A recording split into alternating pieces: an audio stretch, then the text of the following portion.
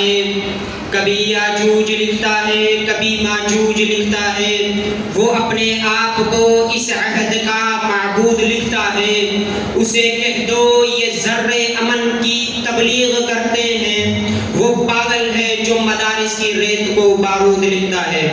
قابل سخت تکریم استاد محترم، آج میں آپ حضرات کے سامنے علماء دیوبند اور دارالعلوم دیوبند کے حسین ترین موضوع کو اجاگر کرنے کی جسارت سخن کر رہا ہوں۔ یہ موضوع اس قدر مطولات کا حامل ہے کہ جس کا احاطہ کرنے کے لیے عقل سلیم کے ساتھ ساتھ نظر عمیق و بصر غریب کی بھی اشد ضرورت ہے،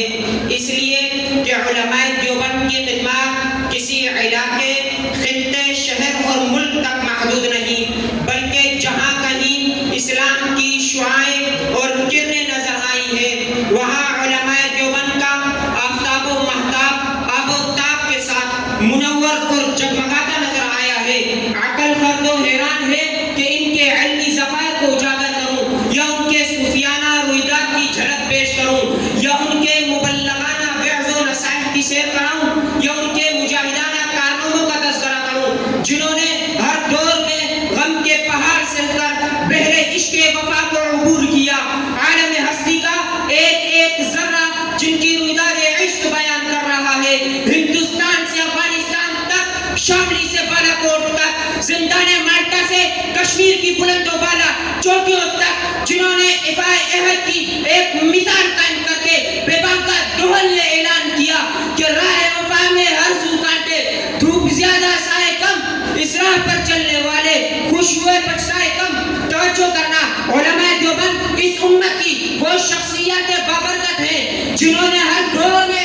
ضروریات امت بے نوا کی دستگیر کی ہے۔ پورے عالم اسباب میں اسلامی تشخص کو متعارف کرانے میں علماء دیوبند کی خدمات ایک جداگانہ، ایک منفردانہ حیثیت رکھتی ہے۔ آج کسی فرقے کی بنیاد افراد و تفریق پر مبنی ہے، کسی فرقے کی بنیاد اساسہ دین حضرات صحابہ اکرام رضوان اللہ تعالی علیہم اجمعین کے سب کو شتم کرنے پر ہے، مگر علماء دیوبند تمام طرح سے عنایت سے ماورا ہو کر اسلام کی خدمت کا علم بلند کرتے ہیں۔ پھر دارالعلوم دیوبند نے کیا خدمات دی؟ جب 3 مئی 1866 میں گلشن امداد کے شجر قاسمی نے سرزمین دیوبند میں چڑھے پکڑی تو انار کے نیچے اجتماع محمودین سے تعلیم و تعلم کا وہ مینار روشن ہوا جس نے بر صغیر نہیں بلکہ پورے عالم کو بقا نور بنا دیا۔ جہالت کی تاریکیوں کے چڑھنے کے ساتھ ساتھ بزدلی مدہوشی کے پہاڑ بھی ریزہ ریزہ ہو گئے،